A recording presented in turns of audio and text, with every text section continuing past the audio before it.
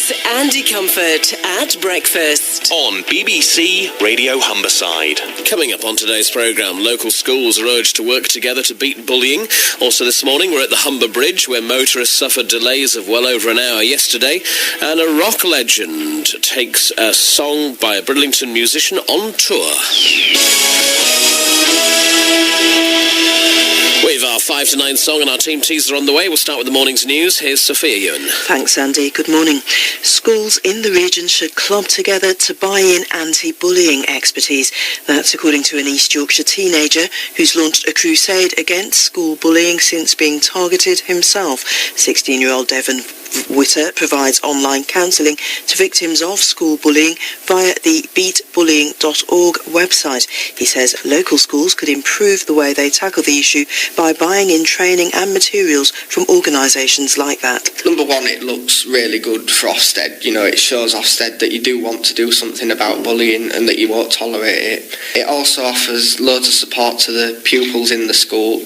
It reduces bullying by a certain percentage, and it also trains up teachers. They get trained up on what they should do and, you know, what their role is.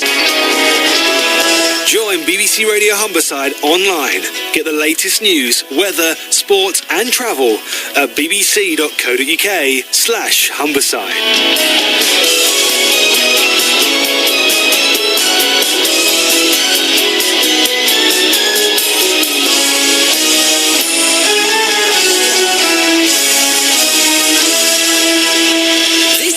Andy Comfort on BBC Radio Humberside. Tuesday, the 9th of July. Good morning. The time is now 7 o'clock. In the news today. I think it's a really good scheme to sort of train schools about bullying as well, and I think that the more schools that get involved with it, the better. An East Yorkshire teenager who was bullied at school says schools should buy in expertise to tackle the issue.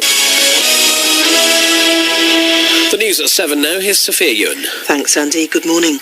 An East Yorkshire teenager who campaigns against school bullying says schools in our region should club together to buy in anti-bullying expertise. 16-year-old Devan Witter works with anti-bullying charities and provides online counselling to the victims of bullying at school.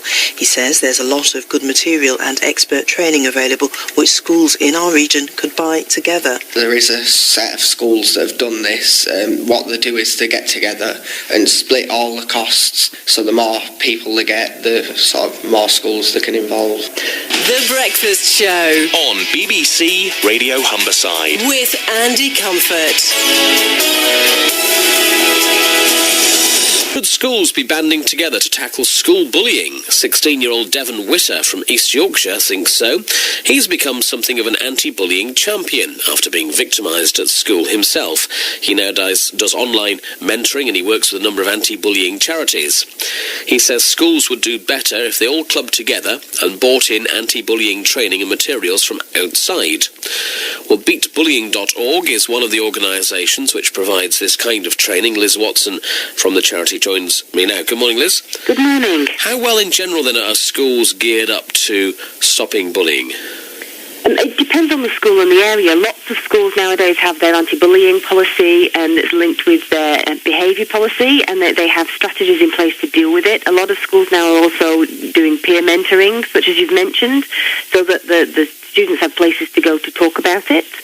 But it does depend on which school and what teachers the students talk to when they tell about bullying and what happens. I suppose anti-bullying strategies and policies have changed over the years because bullying, I guess, has changed over the years. There is now cyberbullying, which we'd never heard of, say, 10 years ago. Indeed, definitely, and it's a difficult area because obviously with technology changing so consistently and so quickly, it makes it difficult to keep up with what's going on, and it also adds to the complexity the schools are dealing with because it's not only happening in school, it's not something they deal with just in school anymore because it often spills over and happens at home when the students go home. It happens in their bedrooms, it happens on the bus on the to and from, and the schools have a bit more difficulty working out where their jurisdiction is because of that. Is it difficult as well for teachers and for parents to spot the signs of bullying, and what are those signs? It can be difficult to spot because as teenagers grow and go through the hormone kinds of things, and they're changing a lot as well, some of those signs can be similar to other things that are happening. Signs to spot if a child is being bullied are generally things like a change in behaviour, so they may become more emotional or they may become less emotional, and they may withdraw from everybody. They might start becoming more aggressive. There are physical signs too. If the child is being physically bullied, you may see that they have cuts and bruises, that kind of thing, and they may just start to change the way they look, that kind of thing. What do you do then as a charity to try and combat bullying? What sort of techniques do you use? We travel around the country working in schools mainly and other youth organisations to train groups of young people to be mentors between the ages of 11 and 17. We train them to be face-to-face mentors so that they can set up a peer mentoring scheme within school. And we also train them to be online mentors so that they can mentor through our online service, BeatBullying.org. And how successful is that? It's very successful. We have a lot of young people that come on the site regularly to get support from the mentors that are there, and the mentors often tell us that they enjoy being there, and the members tell us quite often that they get lots of help and support from being there. It's a friendly place to be. The main chat room is always upbeat and somewhere they can come and feel safe and accepted. And then also when they speak one-to-one to a mentor, they feel like they're being listened to, they feel like they're getting the right advice to start making steps in the right direction and do something about it. I mean, bullying's been on the go for many, many years. Realistically, we're never going to stamp it out, are we? But are we winning, do you think? Definitely we're winning. We're raising awareness about it. 10 years ago when BeatBullying started, bullying was not a topic that was talked about ever. And so nowadays it's something that we talk about often. We're on the radio talking about it, we're on the television talking about it. We've got young people like Devan making a difference and coming out and trying to do something and tell the community about it. So definitely we're making an impact and we're making a change, and we can make it something that is unacceptable in society. Thank you very much, Liz. Liz Watson there from BeatBullying.org. Thanks for your time today. We'll talk a bit more about bullying, and any thoughts on that, of course, do get in touch. 81333. Start your text RH, please. You can tweet me, Andy Comfort, all one word, or you can ring on the usual numbers, Grimsby 340 959 or Hull 225 959.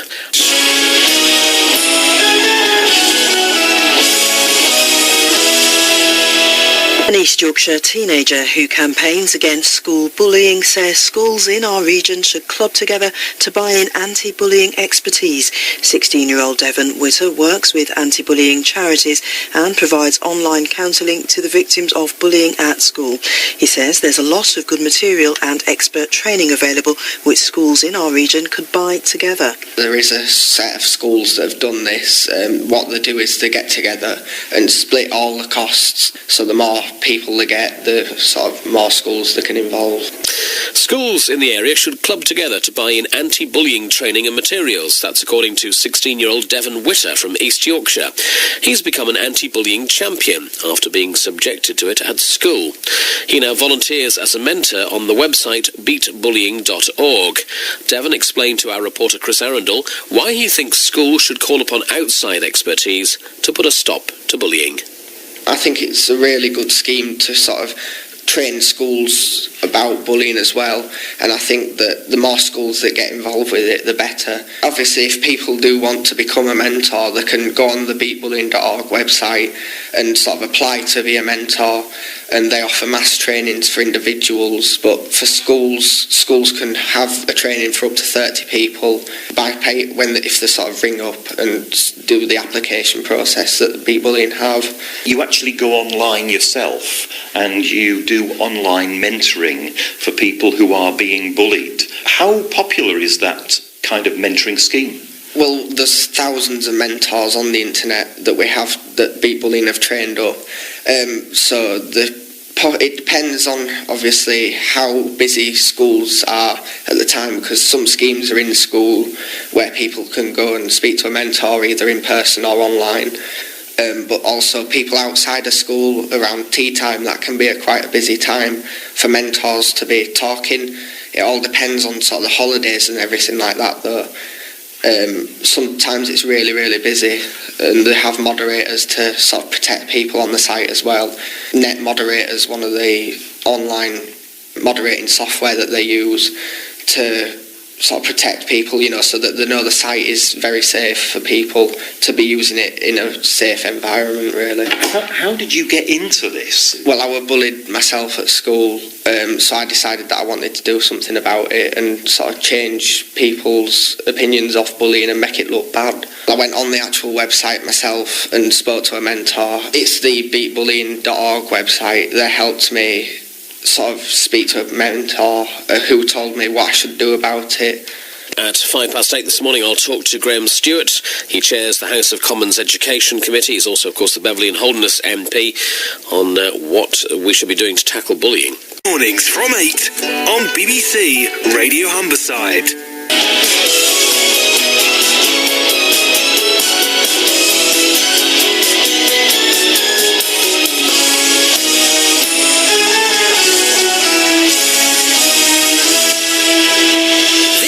Andy Comfort On BBC Radio Humberside. It's Tuesday, the 9th of July. Good morning. The time is now 8 o'clock in the news today. I think it's a really good scheme to sort of train schools about bullying as well, and I think that the more schools that get involved with it, the better. An East Riding teenager wants schools to buy in materials together to help them tackle bullying. Now the news at 8, here's Sophia Ewan. Thanks, Andy. Good morning. A local teenager wants schools in this region to work together to tackle bullying. 16-year-old Devan Witter, who was bullied at school himself and now helps support other victims, wants schools to get together to buy materials to tackle the issue. Liz Watson is from BeatBullying.org, which provides anti-bullying training. She says technology has made bullying more complex for schools to tackle. It's not only happening in school, it's not something they deal with just in school anymore, because it often spills over and happens at home when their students go home. It happens in their bedrooms, it happens on the bus on the to and from, and the schools have a bit more difficulty working out where their jurisdiction is because of that. BBC Radio Humberside. with Andy Comfort. Now, the East Yorkshire teenager Devan Witter was bullied at school, but he fought back. Now he offers peer mentoring and counselling online to the victims of school bullying. He's also involved with a number of anti-bullying charities. He says schools in our region could improve the way they tackle bullying by buying in training and resources from outside bodies, such as BeatBullying.org, the website, which offers schools a package of anti-bullying resources. I think it's a really good scheme to sort of train schools about bullying as well, and I think that the more schools that get involved with it, the better. For schools can have a training for up to 30 people by pay if they sort of ring up and do the application process that BeatBullying have. So is he right? Well, Graham Stewart's the MP for Beverley and Holderness. He chairs the Commons Education Committee. Good morning. Good morning, Andy. Is it the case then that some schools in East Yorkshire and Northern Lincolnshire aren't quite up to speed when it comes to tackling bullying? Well, I don't specifically in our local area, but generally schools do need to work harder at it. When the Education Committee, in its first report of this Parliament, looked into behaviour and discipline, there are a number of areas that needed to be improved, and the government agreed as well to look at trying to improve initial teacher training, so that from the very beginning of a teacher's career they were more aware of the central importance of maintaining good behaviour and ensuring that children weren't bullied. Bullying has changed over the years, and I mean, 10 years ago we wouldn't have heard of the phrase cyberbullying, which is unfortunately now a growing phenomenon. So presumably schools and teachers have to adapt and change and become more used to that. Absolutely, and that's where I think Devan's point right as well. If you don't have the expertise in-house, go out and get it. There are a whole number of charities involved in supporting schools and bullying, the Anti-Bullying Alliance, charity BeatBullying, there's Kidscape, and then specifically in cyberbullying you've got ChildNet International and other resources which exist to help people deal with that.